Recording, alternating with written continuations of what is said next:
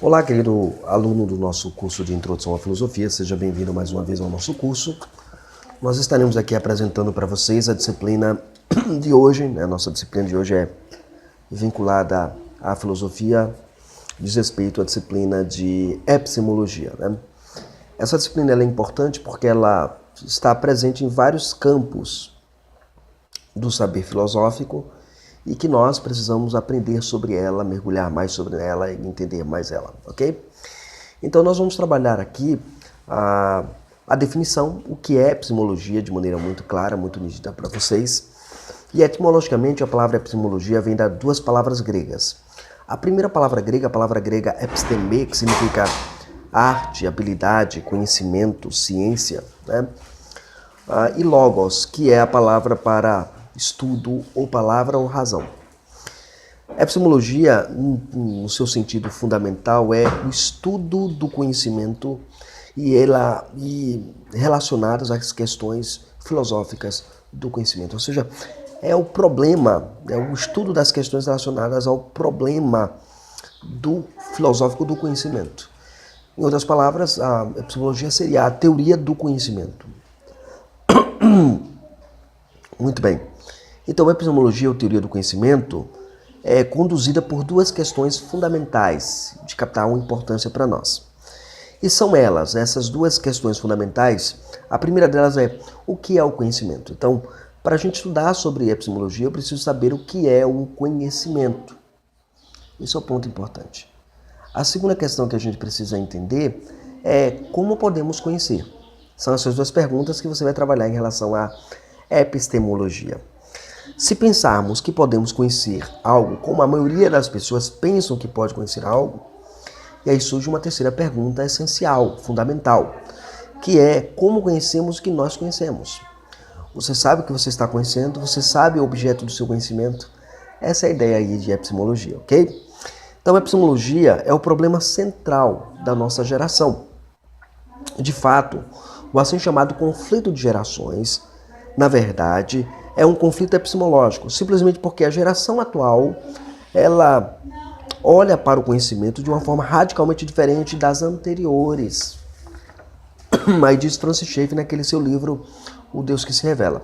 Uma outra obra, chamada O Deus que Intervém, o Francis Schaeffer, o grande filósofo, ele vai dizer que o atual conflito aconteceu quase que inteiramente devido a uma mudança no conceito da verdade. Ou seja, quando acontece uma mudança no conceito de verdade, então você vai ter a mudança e o problema epistemológico presente.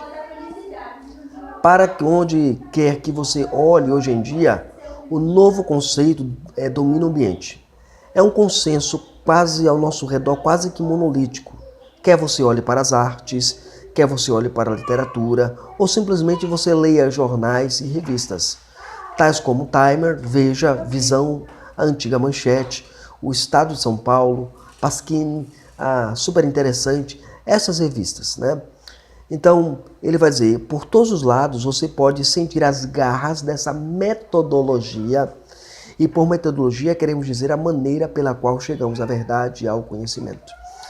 Então, aí é o Schaeffer falando na sua obra O Deus que Intervém, de 1981,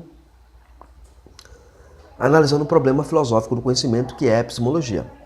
Então, quando eu e você lidamos com a questão do conhecimento, é exatamente o problema da metodologia, como eu chego ao conhecimento, de maneira que eu chego ao conhecimento, ou como eu abordo o conhecimento. A epistemologia ela é também conhecida no outro ramo, por outro nome filosófico, né? As obras filosóficas antigas, né, da década de 50, tratavam ela com o nome de gnosologia. Né? A gnosologia é formado de duas palavras gregas também, de um verbo mais um substantivo. O verbo gnosko, saber, conhecer, mas o verbo logos, estudo. Né? Então seria o estudo do saber, o estudo do compreender. Né? É ligado a conhecimento mais íntimo e pessoal. Entretanto, era aplicado também ao conhecimento epistemológico, ou seja, um termo é usado pelo outro. Então, se eu perguntar para você qual o outro nome pelo qual a epistemologia é conhecido filosoficamente, você vai dizer gnosologia, ok? Seguindo aí para a questão da história, como surge essa disciplina tão afamada, tão tão presente nas outras disciplinas, como matemática, a aritmética, né? A botânica e por aí vai.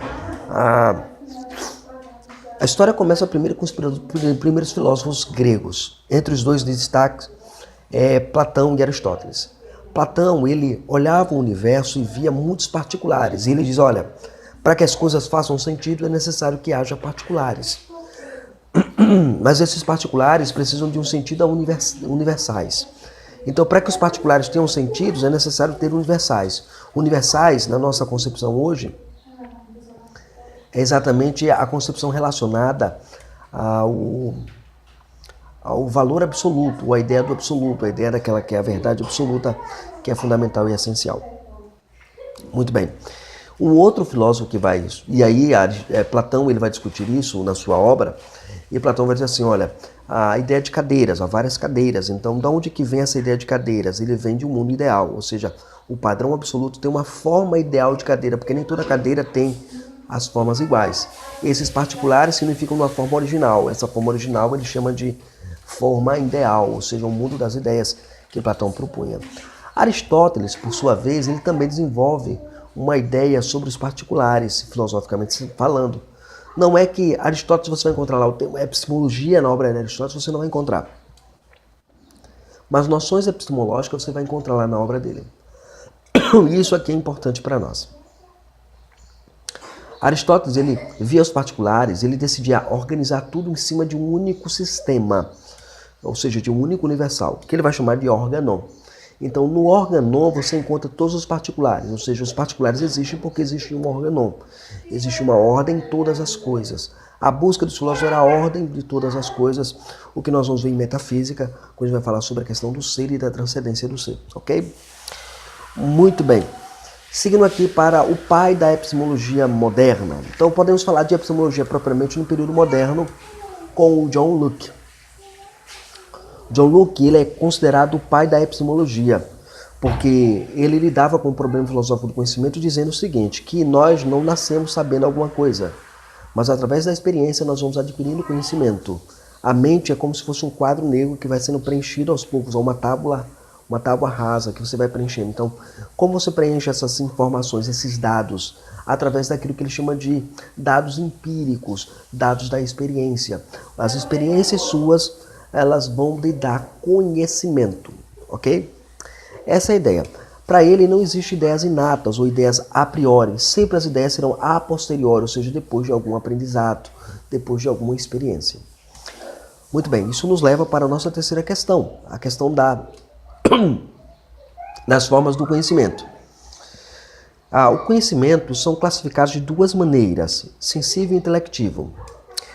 A questão levantada sobre essas duas maneiras do conhecimento é a seguinte: de onde vêm as ideias que temos em nosso intelecto, em nosso pensamento?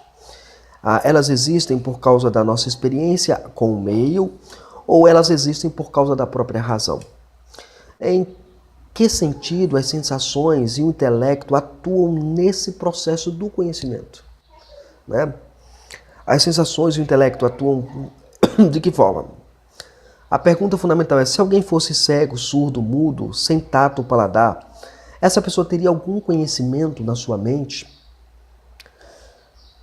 Ele poderia entender o significado de um número? Os empiristas e racionalistas eles se opuseram em relação a essa questão. Os empiristas, por exemplo, privilegiavam a experiência, afirmando que a mente é uma tábua rasa e que nada há nela que não tenha passado pelo simples contato com a experiência. Já os racionalistas privilegiaram, de fato, o intelecto, afirmando que a existência de ideias inatas em nós justificam o conhecimento, ou seja, essas ideias que não existem por causa da nossa experiência com o mundo sensível. Então as ideias sempre são a priori para os racionalistas.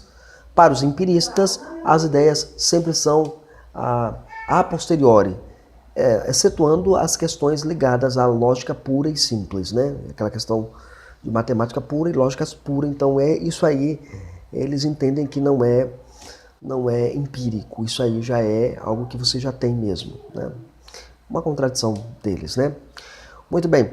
E aí nos leva para a nossa próxima pergunta. A gente viu a definição de epistemologia, nós vimos um pouco sobre a natureza do conhecimento, a questão da natureza do conhecimento, e agora nós vamos ver o que é o conhecimento de fato. Bem, o conhecimento é o estado altamente valorizado no que se encontra uma pessoa em contato cognitivo com a realidade. Trata-se, portanto, de uma relação. Então, o que é o conhecimento? Eu olho para o meu objeto, entro em contato com o meu objeto e ali eu tenho um conhecimento.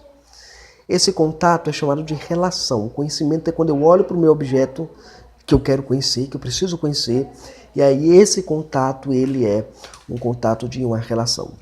A questão é, quando eu trato do problema do conhecimento, o grande X em cima disso é o que distingue o verdadeiro conhecimento da mera opinião. Porque vivemos uma época, no nosso Brasil especialmente, a questão do opinismo. A minha opinião é mais importante. Você está tendo um debate falando, não, mas essa é a minha opinião. E fulano diz, não, mas essa é a minha opinião. Você tem a sua, eu tenho a minha. Na verdade, nesse campo de debate filosófico, o que acontece? O conhecimento some. O que impera é a sua opinião. Então ninguém se preocupa em provar se aquela opinião é verdadeira ou falsa. Se aquela opinião ela é baseada no conhecimento cientificamente, não cientificamente, mas filosoficamente verdadeiro. Ninguém se preocupa mais com isso. Então fulano deu a sua opinião, ciclano deu a opinião, tá, beleza. Então duas opiniões são verdades? As duas verdades, se existem duas verdades quando uma se opõe à outra, ali da não contradição, né? Então, existem duas verdades quando uma se opõe à outra? Não. Ou uma é verdade, outra é mentira. Então eu não posso colocar duas opiniões dentro do mesmo bojo dizendo que é verdade. Ah, eu tenho minha opinião, você tem a sua. Isso não é verdade, isso aí está errado. Ok? Então, lembremos que o conhecimento é uma forma de crença. O que nós chamamos de assentimento, o assentimento religioso, o assentimento filosófico, isso é chamado de crença. Quando você vê num debate, isso é um assentimento, ele fala, não, isso é uma crença. Tá? Não é uma palavra bonita para falar de crença, o assentimento. Ou seja, o seu aspecto geral, em seu aspecto geral, o conhecimento é aquilo de algo que eu de fato tenho como verdadeiro, ou seja, é uma crença verdadeira justificada. Isso é o conhecimento. O conhecimento é uma crença verdadeira justificada. Isso é o que nós falamos em filosoficamente geral, né? De maneira geral, o conhecimento é exatamente uma crença verdadeira justificada. Agora, do ponto de vista filosófico, eu posso dizer o seguinte, que o conhecimento é um ato da virtude intelectual. Virtude aqui é aquilo que é bom e aquilo que é verdadeiro, tá? Virtude aqui tem a ver com isso, não com a ideia de poder, como geralmente você pode entender virtude, né? Mas virtude tem a ver com aquilo que é bom e aquilo que é verdadeiro. Então, o conhecimento é uma virtude intelectual. Isso engloba várias ideias filosóficas dos filósofos lá atrás, que nós vamos estudar mais adiante, quando nós entrarmos na nossa breve aula sobre história da filosofia, ok? Vamos seguir aqui para o processo do conhecimento. Então, tudo bem, a gente entendeu o que é conhecimento. O conhecimento é uma crença verdadeira justificada ou o conhecimento é um ato da virtude intelectual. A sua mente, ela procura sempre o que é bom e o conhecimento é aquilo que é bom e verdadeiro. Agora, seguimos para o processo do conhecimento. Como nós chegamos a um conhecimento ou como sabemos as coisas que nós sabemos? Essa é a grande questão, essa é a grande pergunta que nós devemos ter em nossa mente, ok? Então vamos ver aqui, vamos pensar aqui. Como chegamos? Primeiro nós vamos ter a postura filosófica chamada racionalismo. O racionalismo, gente, tem três definições básicas para racionalismo. Três definições básicas. A primeira é que racionalismo é a crença de que é possível o homem obter a verdade contando unicamente com a razão, ou pelo menos por meio dela e com a ajuda de outros métodos. Então pode acontecer isso. A segunda definição de racionalismo é a crença de que todas as coisas podem ser explicadas por meio da razão e que todas as verdades podem ser agrupadas em um sistema orgânico, não orgânico, mas um sistema único, uma unidade de sistemas, né?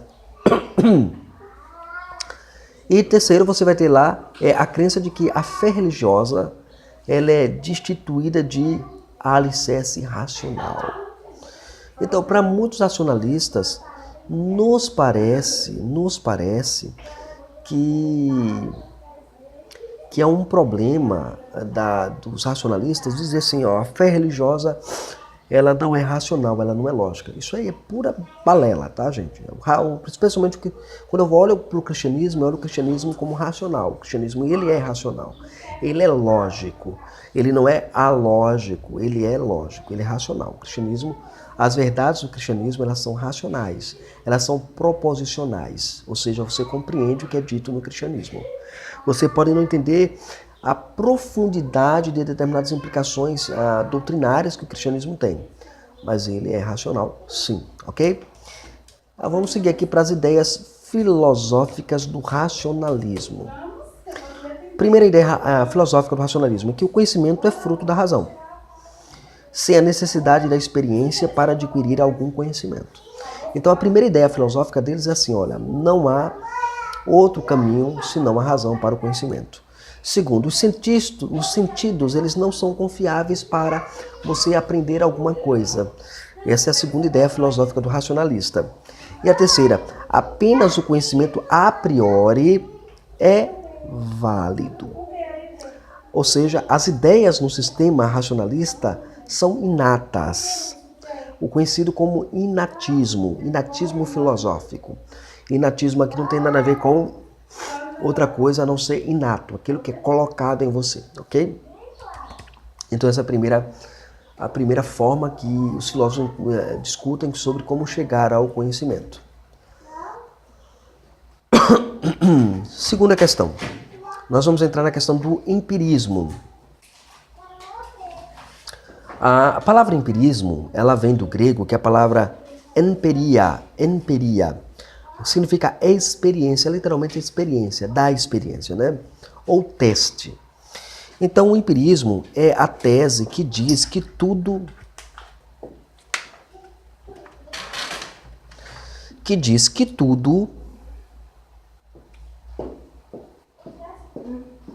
em relação ao conhecimento, exceto as proposições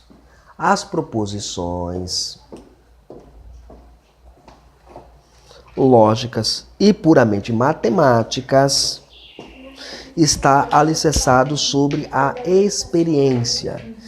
Então, quando eu lido com essa